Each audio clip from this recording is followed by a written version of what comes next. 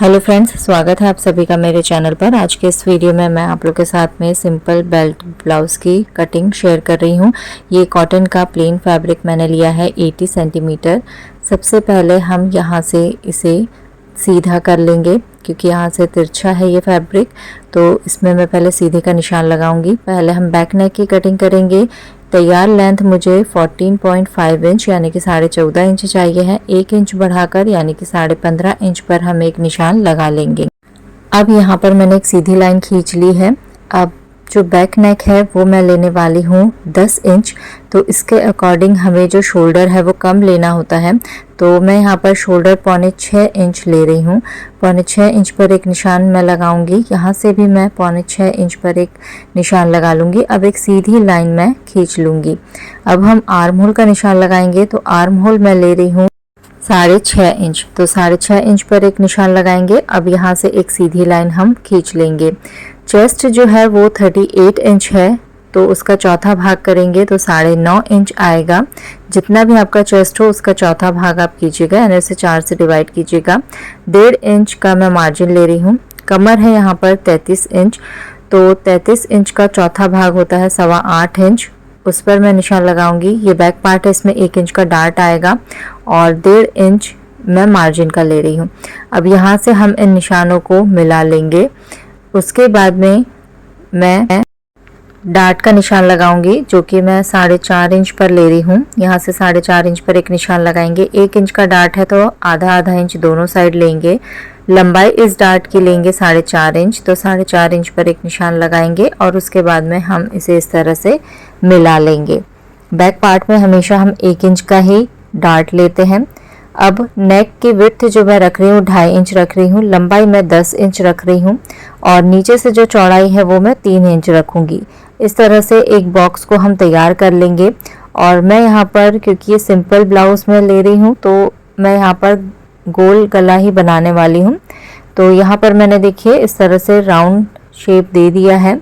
अब यहाँ से आर्म होल लेंगे। बैक आर्म होल हम हमेशा 1.5 इंच पर लेते हैं, तो यहाँ से 1.5 इंच मैंने लगाया है। अब यहाँ से देखिए मैं आर्म होल का हाफ लूँगी। अब मैं इसका शेप यहाँ से आर्म होल का दे दूँगी। आर्म होल का शेप देने के बाद में देखिए यहाँ पर मैं शोल्डर डाउन करूँगी 1/2 इंच और इसे मैं नेक विड्थ के साथ में मिला लूँगी। अब ये हमारा जो बैक पार्ट है ये पूरी तरह से तैयार है। हम इसकी कटिंग अब कर लेंगे। कटिंग करने के बाद में मैं आप लोग को इसके फ्रंट पार्ट की कटिंग बताऊंगी। इसकी स्टिचिंग का मैं दूसरा वीडियो बनाऊंगी। अगर आप कटोरी ब्लाउज देखना चाहते हैं तो उसकी कटिंग और स्टिचिंग भी मेरे चैनल पर अवेलेबल है। आप एक बार मेरे चैनल पर ज़रूर विजिट करें। अब हम इसके फ्रंट पार्ट की कटिंग करेंगे। तो ये फ्रंट ओपन ब्लाउज मैं तैयार कर रही हूँ, तो इस तरफ से भी देखिए ओपन ही साइड है। अब ये जो पट्टी होती है फैब्रिक में, मैं वहाँ से एक निशान लगा लूँगी क्योंकि मैं इसे यहाँ से कट करूँगी। इससे स्टिचिंग जो है वो अच्छी नहीं आती है। मैं बैक पार्ट रख के देखूँगी, क्योंकि यहाँ पर देखिए जहाँ ऊपर साइड में आ रहा है यहाँ पर मैं नहीं लूँगी, क्योंकि मुझे 1/2 इंच एक्स्ट्रा फैब्रिक चाहिए होगा, तो उसके लिए मैं उसे थोड़ा नीचे करूँगी। अब मैं यहाँ पर शोल्डर का निशान लगा रही हूँ और शोल्डर मेरे हैं 6.25 इंच, तो वहाँ पर एक निशान मैं लगा लूँगी। इसके बाद आर्म होल है 6.5 इंच। अब इन निशानों को मैं मिला लूँगी सीधी लाइन खींचकर। इसके बाद में हम आर्म होल लेंगे। तो जो फ्रंट आर्म होल होता है वो 1 इंच गहरा होता है, यानी कि आपको यहाँ से देखिए 1 इंच पर टेप रखना है और एक निशान लगा लेना है। यहाँ से 1/2 इंच शोल्डर डाउन करेंगे और इसका जो है आर्म होल का हम हाफ ले लेंगे। अब इस हाफ पे हम मार्किंग करेंगे और यहाँ पर नेक विड्थ में ले रही हूँ 2.5 इंच। जो लंबाई है सामने की गले की वो मैं 6.5 इंच रख रही हूँ। अब यहाँ पर भी हम एक सीधी लाइन खींचेंगे और इसकी जो चौड़ाई है मैं 3 इंच रखने वाली हूँ। यहाँ से एक बॉक्स तैयार करेंगे और यहाँ पर हम शोल्डर डाउन कर लेंगे। शोल्डर डाउन करने के बाद में देखिए मैं यहाँ पर आर्म होल का जो है निशान मैंने लगाया था, उससे मैं आर्म होल का शेप यहाँ पर दे रही हूँ। ये फ्रंट आर्म होल है इसलिए ये थोड़ा गहरा होता है। यहाँ से अच्छे से आपको शेप दे देना है और शेप देने के बाद में देखिए यहाँ पर मैं गले का निशान लगा लूँगी। ये गला भी मैं राउंड नेक ही रखने वाली हूँ, तो यहाँ पर मैंने इस तरह से राउंड शेप दे दिया है। आप चाहे कोई और शेप भी रख सकते हैं। अब यहाँ पर देखिए मैं लंबाई ले रही हूँ, तो लंबाई मेरी जो है यहाँ पर हम बैक पार्ट से भी 1 इंच ज़्यादा लेंगे, यानी कि 16.5 लेंगे। आपको जितनी भी तैयार लेंथ चाहिए है उससे 2 इंच ज़्यादा आप फ्रंट पार्ट लेंगे। इसके बाद में चेस्ट का चौथा भाग लेंगे। 38 इंच का चेस्ट है, चौथा भाग हो जाएगा 9.5, 1.5 इंच मार्जिन और 1/2 इंच हम यहाँ पर एक्स्ट्रा लेते हैं, क्योंकि इसमें जितने भी टक्स है हमारे 4 टक्स, उसमें भी जो है कपड़ा कम हो जाता है, इसीलिए। अब यहाँ पर जो हमारा कमर का साइड है उसका चौथा भाग 8.25 इंच आया था, उसमें 1 इंच प्लस करेंगे और 1.5 इंच का मार्जिन ले लेंगे। तो इस तरीके से मैं ये निशान लगा रही हूँ। अब इन निशानों को भी हम मिला लेंगे।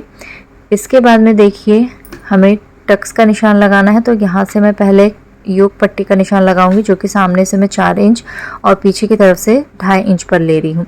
अब इसके बाद में इन दोनों निशानों को हमें मिला लेना है। इस तरीके से देखिए शेप दे देना है आपको, हल्का सा राउंड शेप होता है, मतलब कर्व आता है। यहाँ से 4 इंच पर मैं एक निशान लगाऊंगी, यहाँ से 2.5 इंच ऊंचा मैं लूँगी और 1/2 इंच दोनों साइड लेकर के यहाँ पर इस तरह से निशान बना लेना है। इसके बाद में नेक के नीचे मैं 3 इंच पर एक निशान लगाऊंगी और इसकी चौड़ाई में रखने वाली हूँ 3 इंच। तो यहाँ से भी देखिए मैं 3 इंच रखूँगी और यहाँ पर एक निशान मैं लगा लूँगी। यहाँ से मैं इसकी दूरी देखूँगी 2 इंच आ रही है, तो अब यहाँ से भी देखिए 2 इंच पर मुझे एक निशान लगाना है और इसे तिरछा नीचे की साइड मिला लेना है। अब यहाँ से भी मैं 2 इंच लूँगी और 2 इंच पर एक निशान लगाऊंगी। इस तरफ से भी देखूंगी 2 इंच कहाँ आ रहा है, तो जहाँ पे दोनों साइड से 2 इंच आएगा वहाँ पर मैं एक निशान बनाऊंगी और इस तरीके से इसे तिरछा आर्म होल के साइड में मिला लूँगी। और नीचे वाला ये एक जो टक्स होता है ये होता है 1 इंच का और बाकी सारे हम एक एक प्रेशर फुट के अकॉर्डिंग ले लेते हैं।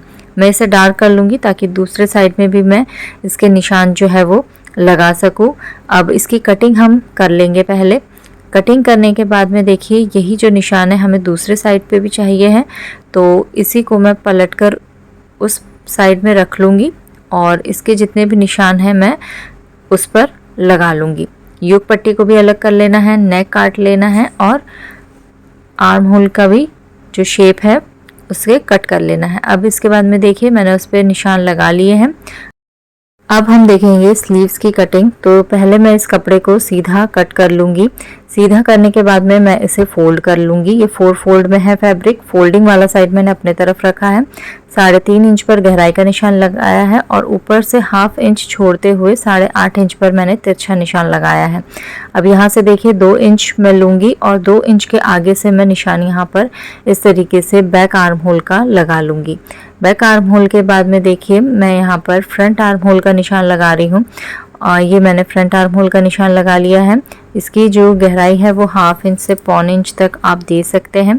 अब इसके बाद में देखिए शेप को अच्छे से बना लेना है और उसके बाद में इसकी कटिंग कर लेना है। तो ये हमारी स्लीव्स भी तैयार है। स्लीव्स के लिए जो फैब्रिक है आप जितनी लंबाई लेंगे उससे 1.5 इंच ज़्यादा आपको लेना है। आगे की तरफ से जितना मुझे चाहिए है उतना मैं निशान लगा लूँगी और इस तरह से तिरछा हम मिला लेंगे। यहाँ पर मैंने 1 इंच ही एक्स्ट्रा फैब्रिक लिया है। अगर 1.5 इंच लेती तो मुझे जोड़ना पड़ता, तो मैं वो नहीं कर रही हूँ। अगर आप चाहे तो उसमें फैब्रिक जोड़कर भी उसे और चौड़ा कर सकते हैं। इसके बाद में ये सारे ही पार्ट्स मेरे तैयार हैं। नेक्स्ट वीडियो में मैं इसका स्टिचिंग का वीडियो लाऊँगी। अगर आप मेरे चैनल पर नए हैं तो इसे सब्सक्राइब ज़रूर कीजिए। Thank you for watching.